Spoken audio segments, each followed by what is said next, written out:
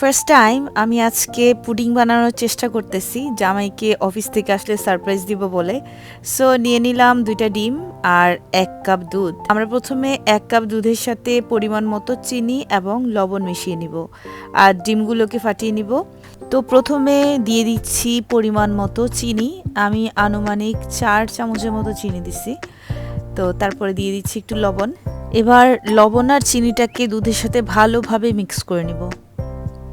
Mix করা হয়ে গেলে এবার আমরা একটু ডিমগুলোকে ফাটিয়ে নিই।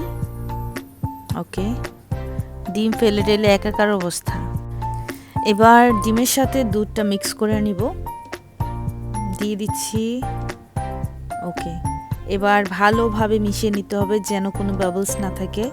এখন দুধটাকে একটু ছেঁকে নিলে সবচেয়ে ভালো হয়, যদিও আমি করি নাই, আপনারা করবেন। তারপরে দিয়ে দিলাম চিনি ক্যারামেল তৈরি করার জন্য, আর সাথে মিক্স করে দিব একটুখানি পানি। ওভেনে দিয়ে দিলাম 3 মিনিটের জন্য।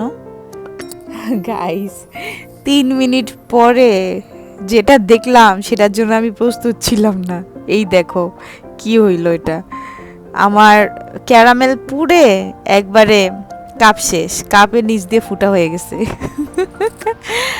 যাকে এবার আমি ক্যারামেলে ব্যর্থ হয়ে চলে গেলাম চুলায় ক্যারামেল তৈরি করব, কারণ মানে ওভেনে দিলে কতক্ষণ টাইমিংটা আসলে আমি বুঝতেছি না যে কতক্ষণ দিলে আমার ক্যারামেলটা পারফেক্ট কালার আসবে।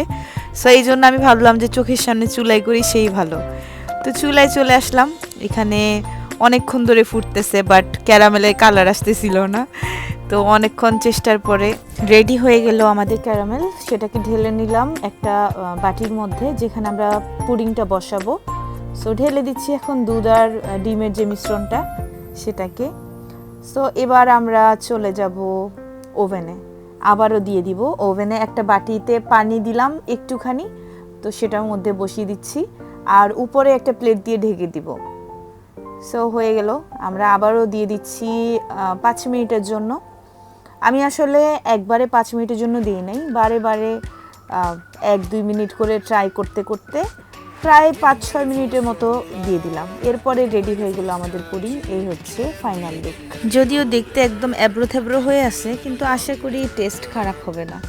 সো দেখা যাক, জামাই রিভিউ নেওয়ার পালা।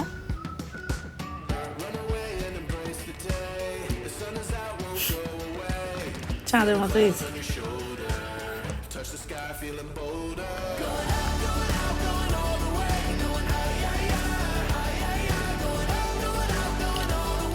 কেমন মজা? মজা আছে, আরাম। শিওর? হ্যাঁ শিওর, কোরিয়ান ফ্লেভার আছে, মজা আছে।